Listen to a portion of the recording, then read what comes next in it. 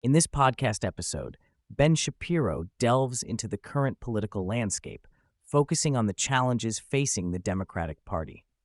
He begins by discussing the ongoing campaign for the pardon of Derek Chauvin, the former police officer convicted in the death of George Floyd. Shapiro argues that Chauvin was unfairly treated by the legal system, citing medical evidence that he believes undermines the murder conviction. He encourages listeners to support the pardon campaign, emphasizing the perceived injustices in Chauvin's trial. Shapiro transitions to a broader critique of the Democratic Party, highlighting their declining approval ratings.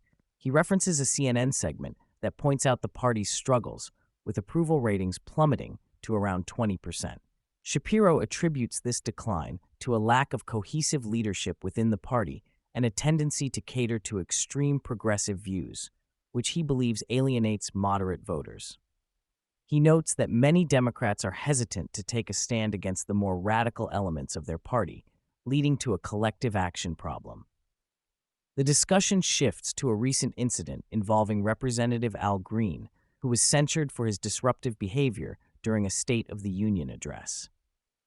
Shapiro mocks the Democrats' response, which included singing "We Shall Overcome," suggesting that their actions are out of touch with reality. He further critiques a viral video released by House Democrats, likening it to a poorly executed parody of a video game, which he believes fails to resonate with the public.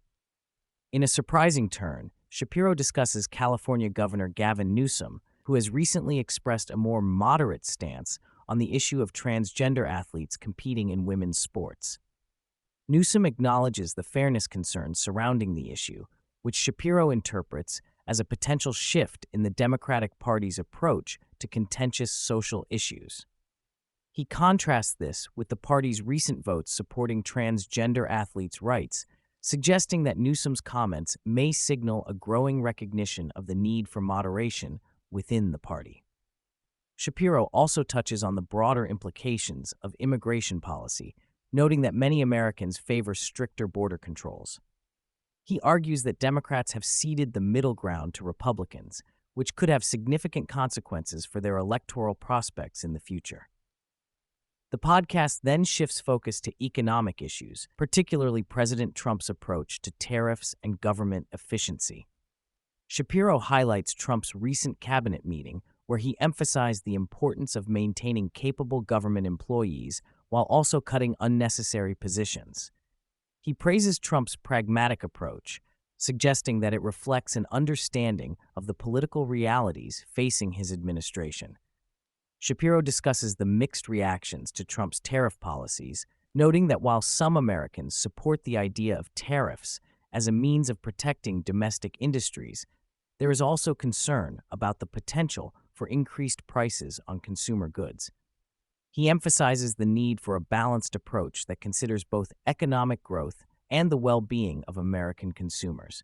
The podcast also features a cultural segment where Shapiro invites Daily Wire host Reagan Conrad to discuss the implications of family vlogging and the rise of adult content creators on platforms like OnlyFans. They explore the ethical concerns surrounding the exploitation of children in family vlogs, particularly in light of a recent case involving a mommy vlogger convicted of child abuse.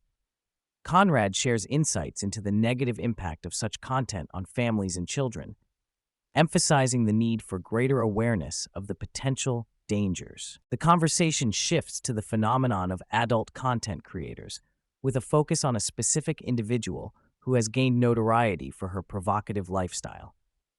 Shapiro and Conrad discuss the societal implications of this trend, particularly for young women who may be influenced by the perceived glamour of such a lifestyle. They express concern about the normalization of exploitative behavior and the potential long-term consequences for individuals involved. Despite the heavy topics discussed, Shapiro and Conrad conclude on a more optimistic note, highlighting recent cultural shifts that may indicate a resurgence of traditional values. They reference a Pew Research study suggesting that the decline of Christianity in America may have plateaued, with younger generations showing renewed interest in faith. This development, along with a reported decrease in casual sexual encounters among Gen Z, suggests a potential shift towards more conservative values. In closing, Shapiro emphasizes the importance of engaging with these cultural and political issues, encouraging listeners to remain informed and active in the ongoing discourse.